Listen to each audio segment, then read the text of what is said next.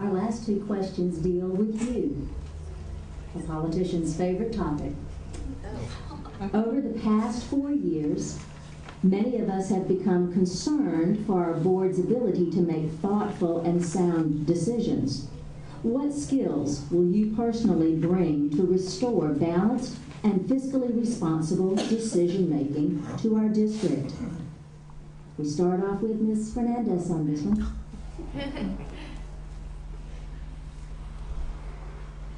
Well, it's very easy to throw stones at incumbents, and I'm not in the habit of doing that. It's a very tough job. What do I feel I can bring? I'm a very consultative sort of administrator, leader. I believe in consultation, and I believe in communication and transparency.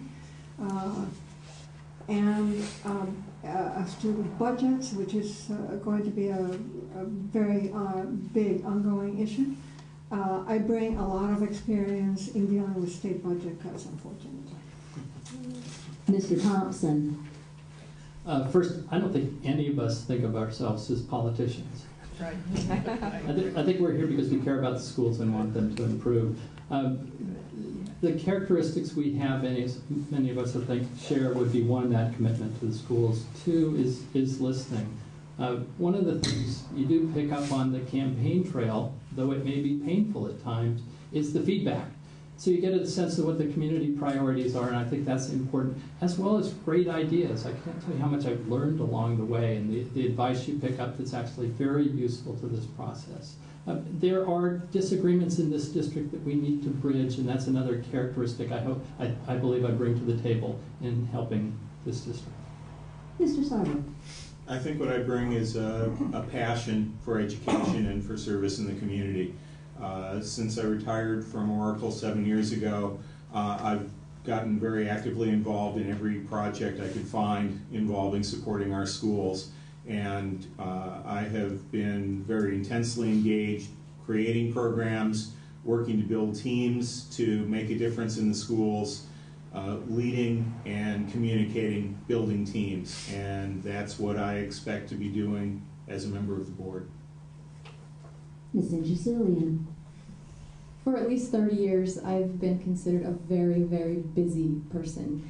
And they say if you want something done, ask a busy person. And what I'm finding as I get to this stage in my career, there's a beautiful overlap between the things I do every day in my work and the things that are going on in the Sequoia district.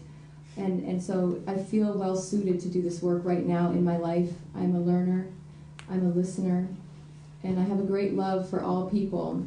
People don't think it's possible, but I really find that I can approach each person with the same adoration and passion that I feel for my 5-year-old son. Ms. Corrali. My professional background is actually in financial analysis, research, and investments, having worked at some of the nation's leading financial institutions. But I also have been very involved with nonprofit organizations, having served on various boards, including the 2 foundation boards that I was on, and also as PTA president. So for me, thinking of creative ways of leveraging our funds, just as we've already done, this district has done that in terms of some of the bond monies that we've used to apply for CTE grants, and what I bring to the table is that outside of the box thinking creatively. Ms. Green. Well, I bring my experience as being a board member of Ravenswood City School District for the past 8 years. I also have the ability, actually am currently a member of the San Mateo County Committee on Organization, as well as a former member of the East Palo Alto Bayshore Rotary Club. I am also a member of the East Palo Alto Senior Center, Inc., and I plan to bring all of my experience as well as my work experience as an associate development officer in the Graduate School of Business. Last on this topic, Mr. Ferrando. What I bring to the table is, first of all, the financial component. I'm very familiar with numbers and budgets. I was an auditor, so I'd like to get into the minutia, but not stay there forever in the minutia. I also am a good listener. I think I try and get as many stakeholders as possible involved so that a good informed decision can be made. And finally, I have a sense of urgency. We need to get things done. We just can't wait for the next cycle, the next cycle, the next cycle. We need to do it now.